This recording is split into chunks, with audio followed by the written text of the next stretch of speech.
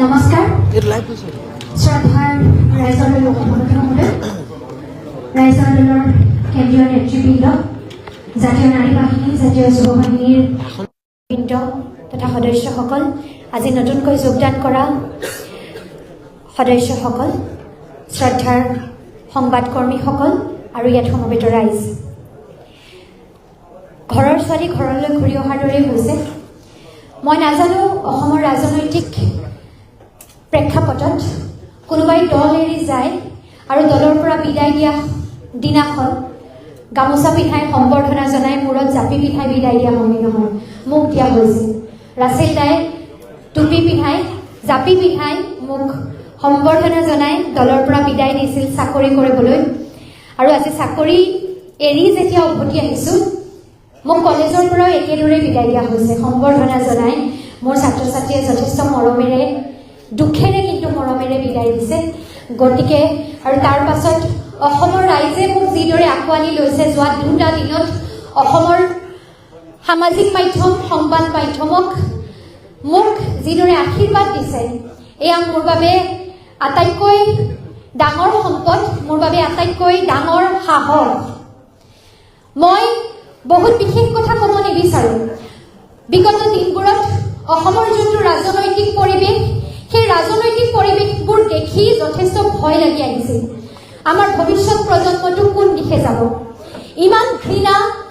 ইমান হিংসা ইমান বিদ্বেষ ইমান বিশৃংখলতাৰ মাজত যদি ৰাজনৈতিক পৰিৱেশ এটা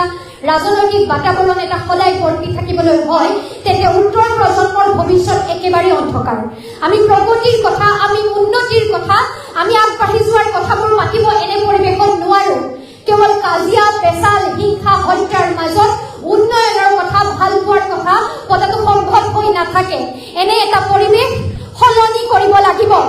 এনে এটা পৰিৱেশ সলনি কৰিবলৈ কোনোবা ওলাই আহিব লাগিব আৰু সেইবাবে মই ওলাই আহিছোঁ মোৰ এই যাত্ৰা কঠিন মই জানো এই যাত্ৰা সহজ নহয় কাৰণ সকলোৱে যেতিয়া সুবিধাবাদৰ পক্ষত স্থান লয় সকলোৱে যেতিয়া স্থিতাৱস্থাৰ পক্ষত স্থান লয় শাসকৰ লগত খোজ মিলাই চলে তেনে এটা অৱস্থাত এনে কণ্টকাকীৰ্ণ পথ লৈ যাবলৈ নিশ্চয় দূৰলৈ যাব লাগিব নিশ্চয় কষ্টৰে যাব লাগিব কিন্তু মই যাম সেই দূৰ সেই কষ্ট সেই বাধা বিঘিনি অতিক্ৰম কৰি মই এই সুবিধাবাদৰ বিপৰীতে আস্থাৰ ৰাজনীতিৰ পথাৰখনত খোজ দিব বিচাৰিছোঁ ঘৃণা বিদ্বেষ হিংসা বিশৃংখলতাৰ ৰাজনৈতিক পৰিৱেশটোৰ বিপৰীতে মই আস্থাৰ ৰাজনীতি কৰিব বিচাৰিছোঁ বিশ্বাসৰ ৰাজনীতি কৰিব বিচাৰিছোঁ এই ঘৃণা বিদ্বেষৰ পৰিৱেশত মই প্ৰেম আৰু ভাল পোৱাৰ ৰাজনীতি কৰিব বিচাৰিছোঁ মানুহে মানুহক ভাল পোৱাৰ ৰাজনীতি কৰিব খুজিছোঁ হাতে হাত ধৰি সকলো জাতি ধৰ্ম বৰ্ণ নিৰ্বিশেষে প্ৰতিটো স্তৰৰ মানুহক একে লগত সমান খোজেৰে আগবঢ়াই লৈ যোৱাৰ ৰাজনীতি কৰিব বিচাৰিছোঁ মই অসমৰ ৰাজনৈতিক প্ৰেক্ষাপটটো এনে এটা অৱস্থালৈ যোৱাটো বিচাৰিছোঁ য'ত আমি সমস্যাৰ কথা কওঁ সমস্যাৰ সমাধানৰ কথা কওঁ য'ত উত্তৰ প্ৰজন্মই সুৰক্ষিত ভৱিষ্যত এটা কেনেদৰে পাব য'ত শান্তি কেনেদৰে বৰ্তি থাকিব য'ত আস্থা কেনেদৰে বৰ্তি থাকিব বিশ্বাস কেনেদৰে বৰ্তি থাকিব সেই কথাবোৰ আলোচনা হ'ব য'ত শিক্ষাৰ কথা আলোচনা হ'ব স্বাস্থ্যৰ কথা আলোচনা হ'ব ইণ্ডাষ্ট্ৰিয়েলাইজেশ্যনৰ কথা আলোচনা হ'ব ব্লিংকিট জমেটত কাম কৰা ল'ৰাজনৰ পৰা খেতি কৰা মানুহজন স্বাৱলম্বী হ'বলৈ চেষ্টা কৰি থকা প্ৰতিজনী ছোৱালী প্ৰতিটো ল'ৰাৰ সমস্যাবোৰ আমাৰ গৃহিণীসকলৰ সমস্যাবোৰ শিক্ষিত প্ৰজন্মৰ নৱ প্ৰজন্মৰ সমস্যাবোৰ কিদৰে সমাধান হ'ব তাৰ কথা আলোচনা হ'ব কেৱল ইজনে সিজনক গালি পাৰি হিংসাৰ নামত ধৰ্মৰ নামত জাতি ধৰ্মৰ নামত বিভাজনৰ ৰাজনীতিৰ বিপৰীতে শংকৰদেৱ গুৰুজনাই দেখাই থোৱা বাটেৰে আৰু বাণীৰে সকলো জাতি ধৰ্ম বৰ্ণ নিৰ্বিশেষে হাতে হাত ধৰি একতাৰ ৰাজনীতি কৰিব বিচাৰিছোঁ এই ৰাজনৈতিক ক্ষেত্ৰত মই জানো যে আজিৰ প্ৰজন্মই বিচৰা ৰাজনৈতিক ক্ষেত্ৰখন হয়তো মই ভবাৰ দৰে হয় অন্ততঃ জেন আলফাৰ যুগত আমি পুৰণিকলীয়া ঘৃণাৰ কথা কোৱা পুৰণিকলীয়া চিন্তাৰে বৰ্তি থকা মানুহবোৰক সমূল অংশে আঁতৰাই আজিৰ প্ৰজন্মই অসমৰ ভাৰতৰ ৰাজনীতি কেনে হোৱাটো বিচাৰে তাক প্ৰতিষ্ঠা কৰিব পাৰিব লাগিব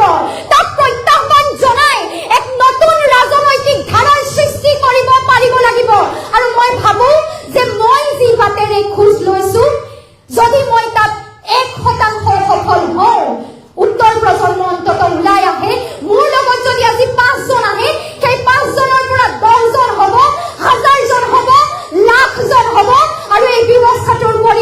হ'ব। মোৰ বাবে ৰাইজে অভিভাৱক, ৰাইজে মোৰ পথ প্ৰদৰ্শক। মোৰ হাতত কোনো টকা পইচা নাই। মই টকা পইচা দি টকাৰ অংকৰে ভোটৰ ৰাজনীতি কৰিব নিবিচাৰো। এই অৰ্থ সৰ্বস্ব ৰাজনৈতিক ব্যৱস্থাটোৰ সন্মুখত প্ৰত্যাহ্বান হৈ থিয় দিব বিচাৰো। হাতে হাতে টকা বিলোৱাৰ ৰাজনীতি, বিয়া সভা সকামত ধন দিয়াৰ ৰাজনীতি, প্ৰতিটো ব্যৱস্থাত ধন দিয়াৰ ৰাজনীতিৰ বিপৰীতে সমস্যা সমাধানৰ ৰাজনীতিহে মই কৰিব বিচাৰো। মই সমস্যাৰ কথা কম, তাৰ সমাধানৰ কথা কম। টকা বিলাই মানুহৰ মন ভাল লগোৱা ভোট বেংকৰ ৰাজনীতিৰ কথা মই নকওঁ। সমাজৰ মানুহে ভুগি থকা সমস্যাবোৰ সমাধানৰ প্ৰকৃত পথ কিদৰে ওলাব মই সেয়া কথা কম। আৰু মই বিচাৰো মোৰ দৰে শিক্ষিত প্ৰতিজন মানুহে তেনে এক ৰাজনৈতিক বাতাবৰণ সৃষ্টি কৰক। নিৰ্বাচনৰ আগত হাতে হাতে কেইটকামান গুজি টোপ দি মানুহক কিনিব পাৰি বুলি ভবা মানুহবোৰৰ সন্মুখত এটা প্ৰত্যাহ্বান থাকক। আৰু অসমীয়া জাতিয়ে কওক যে অসমীয়া জাতি কেৱল নিৰ্বাচনৰ আগত টকাত বিক্ৰী হোৱা জাতি নহয়।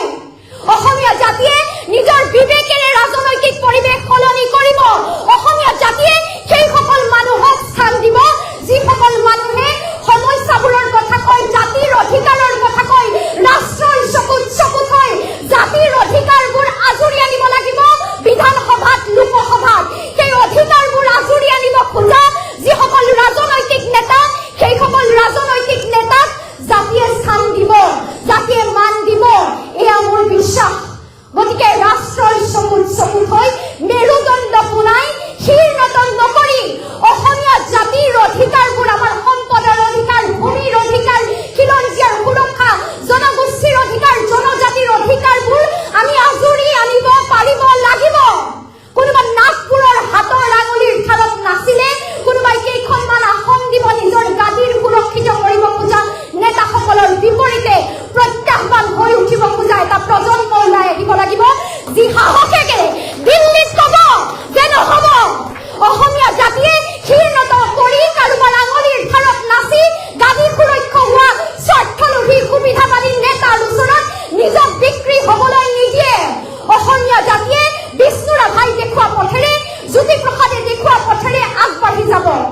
জুবিন দাই কোৱা বাটেৰে আমি খোজ লম। অসমীয়া জাতিয়ে যিদৰে সেইসকল মানুহক মৰম দিলে, মই ভাবো যে অনাগত দিনত জাতিৰ বাবে সৰ্বস্ব ত্যাগ কৰি উজাৰি দি কষ্ট কৰিব খোজা মানুহক মৰম দিব। গতিকে মোৰ ক'বলগীয়া এইখিনিয়ে। অনাগত দিনত মই মোৰ ৰাজনৈতিক ক্ষেত্ৰখনত কোনবোৰ সপোন আছে এয়া নিশ্চয়কৈ কম। দলে মোক যি দায়িত্ব দিয়ে সেই দায়িত্ব পালন কৰিবলৈ মই চেষ্টা কৰিম। আৰু পুনৰ কম যে ঘৃণা, বিদ্বেষ, আস্থাহীনতাৰ এই ৰাজনৈতিক পৰিৱেশত মই জ্ঞানশ্ৰী বৰাই অসমৰ অগ্নিকন্যা হৈ ভাল পোৱাৰ ৰাজনীতি কৰিব খুজিছো, বিশ্বাসৰ ৰাজনীতি কৰিব খুজিছো, আস্থাৰ ৰাজনীতি কৰিব খুজিছো, হাতে হাত ধৰি প্ৰতিজন মানুহক আগুৱাই লৈ যোৱাৰ ৰাজনীতি কৰিব খুজিছো। যদি মোৰ এই পথ শুদ্ধ, যদি এই মোৰ পথ সত্য আছে, আদৰ্শত আছে, মই মোৰ আদৰ্শৰ পৰা বিচলিত নোহোৱাকৈ আছো, তেতিয়াহ'লে মই অসমৰ দল মত নিৰ্বিশেষে যিকোনো আদৰ্শত বিশ্বাসী প্ৰতিজন ব্যক্তিৰ ওচৰত এটাই অনুৰোধ কৰিম যে আশীৰ্বাদ দিয়ক। এটা প্ৰজন্ম যাতে ৰাজনীতিৰ প্ৰতি আকৃষ্ট হয়, ৰাজনীতিও যে এক ভৱিষ্যতৰ বিকল্প হ'ব পাৰে, ভাল পথ হ'ব পাৰে, ভাল মানুহ যে ৰাজনীতিত থাকে, এনে এটা পৰিৱেশ যাতে সূচনা হ'ব পাৰে, তাৰ বাবে উঠি অহা প্ৰজন্মৰ প্ৰতিজন যুৱক যুৱতীক আশীৰ্বাদ দিয়ক। মোৰ এই যাত্ৰাত মই অসমৰ প্ৰতিজন ৰাইজ সহযাত্ৰী হ'ব বুলি আশা ৰাখিছো। যোৱা 2টা দিনত আপোনালোকে মোক যিদৰে মৰম ভাল পোৱাৰে উপচাই দিছে, সেই মৰম ভাল পোৱাৰ বাবে সকলোকে ধন্যবাদ জনাইছো। ৰাইজৰ দলৰ প্ৰতিজন বিষয়ববীয়া সভাপতি মহোদয়ক মই ধন্যবাদ জনাইছো। আৰু মই মোৰ কথাটো এটা বাক্যৰে শেষ কৰিব বিচাৰিছো। আজিৰ পৰা মই মোৰ যাত্ৰা সঁচা অৰ্থত আৰম্ভ কৰিছো। এই যাত্ৰা অত্যন্ত জটিল, অত্যন্ত কষ্টকৰ, অত্যন্ত দুৰ্গম, কিন্তু এই যাত্ৰাত মই এক মুহূৰ্তৰ বাবেও বিচলিত নহওঁ, মই এক মুহূৰ্তৰ বাবেও স্তব্ধ নহওঁ। মোৰ এই যাত্ৰাত কোনো বাধা বিঘিনি, কোনো লোভ প্ৰলোভনে মোক কিনিব নোৱাৰে।